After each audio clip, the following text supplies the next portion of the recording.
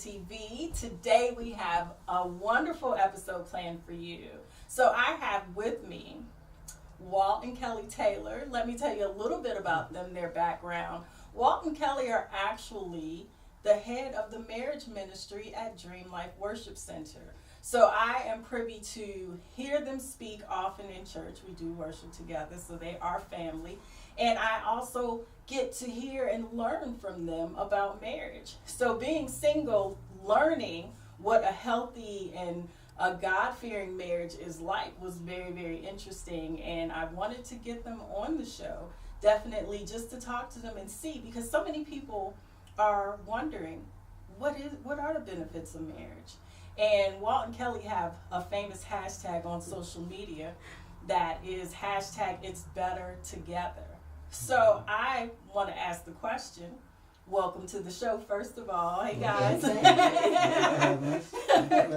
I'm going to jump right into it. I want to know your hashtag, Walt. It's better together. Please tell us single people why we should marry. I mean, right now in our country, the rate of divorce is escalating every day. And I feel like marriages and relationships are constantly being attacked and constantly separating, their lack of conversation, lack of communicating, and they're going to divorce. So I want to know, for somebody like me that is single and possibly looking to marry, why? What makes me, what are the benefits? What makes me want to be married? You want to handle that, babe? You can start it. Go ahead. Well, again, our hashtag is it's better together, because it is for us. That may not work for everybody, because there are people that we do know who are married and they don't want to be married. So, their hashtag probably is better to be apart. Right. But we enjoy each other's company. We are best friends. Some people they'll say that they're married to their best friend. We really do mean that, because I love hanging out with Kelley, and she, I think she likes hanging out with me. But I love hanging out. I think so, because she smiles a lot. So we always hanging out. We always when she wants to go shopping, I'll sit right there in that store. 30, 45 minutes or whatever. But does he complain, Kelley? No, he doesn't. He doesn't. No, I don't. When we get to the cash register, maybe a different story. Put that back. No. I told you what your limit was, right? No, but it really is. It's a challenge each day, because even though we laugh a lot, we have fun with each other and stuff like that. We do take on the seriousness of our marriage and stuff like that. We don't let stuff get in to where even with people, you got to keep certain people out of your marriage. You got to keep certain family out of your marriage. And so one of the things that works for us is that, first of all, we're a praying couple. We love the Lord, and the thing is that we love to worship together, we love to pray together, and stuff like that. So that helps, because like you said, with the rate of divorce and stuff like that, there's a lot of people who I know who are divorced, and this is our second marriage for each other, but it's better the second time around, or it's been like that way for us. But I'm going to be quiet, so wife, you can say something. No, those were good points, and I do like how I just want to reiterate about the circle, because I am also divorced and looking to marry again, but having that close circle and keeping your relationship in the circle, and basically that's a shield. No one else can get into that, and I think that that's important. I think that a lot of people do allow people's opinions and other people's, as they say, keeping up with the Joneses, and you're trying to do and look and see, and they're trying to look and see what you're doing. And I think it's important to have each other and keep that sacred. And I mean, marriage is a sacred vow, right? Oh yeah. Now we broke up at one point. We did. Doing marriage counseling before we even got married. We were going through the classes and stuff like that, and we was like, I don't know. They started to come out. We were talking. We was like, we broke up right there, and doing it. We said, we forget it. We're not gonna get married. I think when I was married the first time, I didn't know how to be a wife. I was married young, and nobody teaches you how to be a wife, how to be a husband. You don't have classes on that. Exactly. So you go through the process of trying to learn to work on yourself. In marriage, you cannot be selfish. Right. I think I learned that now, because we tend to what about me? But in marriage, it's always you should be concerned with the other person. It's easy to say, but it's a very hard thing. That is a challenge. It's a very hard thing. But you reap, though. You reap, because when you sow into, because Kelley's very unselfish, and that's why I always, I always say certain things. I always say things like that. I can always get a grilled cheese sandwich at 3:00 in the morning, right?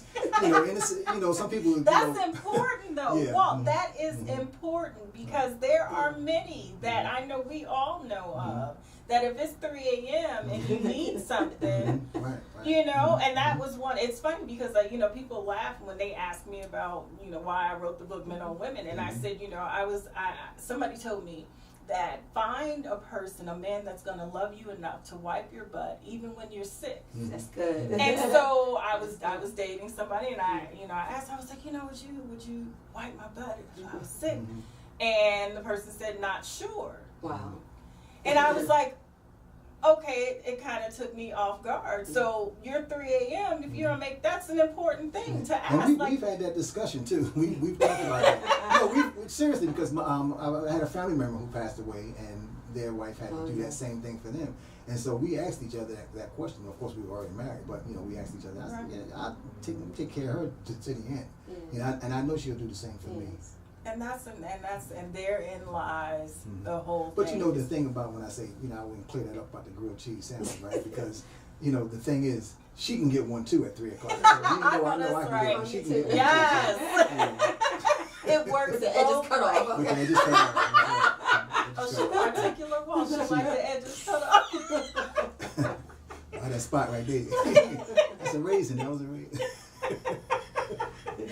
So now tell me, so I did have someone on social media, I get questions all the time, and when I mentioned I was going to do this episode, I had someone give me a couple questions to ask, and one of them was, how do you keep the spark in your marriage? After so many years, how do you keep it fresh? How do you keep it interesting? Well, I think you just don't Kelley got the hand. and you want to go first? I think you just don't let it get cold. Everything you did to get her, you got to do more to keep her. And so, and I always, say that in a lot of the messages that I speak on, that, what I did to get Kelley, I know it's not over. The chase is not done. The chase is done when I'm not breathing anymore. So, that's how I do. That's why I don't mind going to the store with her. I don't mind doing this with her. A lot of times you'll see it being Kelley and I. And not that we shut everybody out, but we enjoy each other's company. Right. And then when I'm not in Kelley's company, I enjoy my own company. So, I don't have time Y'all see that Walt is a force. In yourself. You're right. So Walt is a force in himself. He's like, look, I make myself laugh. And I do. Entertain myself. Go ahead. No, you have to invest in yourself. I think that's really important. Investing in yourself and keeping yourself up together. Make sure that, you're just not let yourself go. I think some people say, when I get married, I'm married now, I can let myself go. Right. It's so not true, because you want to stay attractive, stay interesting to one another. Right. Now, as a woman, another question. As a woman, how do you balance your work life? Because I know you work. How do you balance that with marriage? I know you guys have children. And even, I dare to say, y'all have grandchildren and don't look like it at all.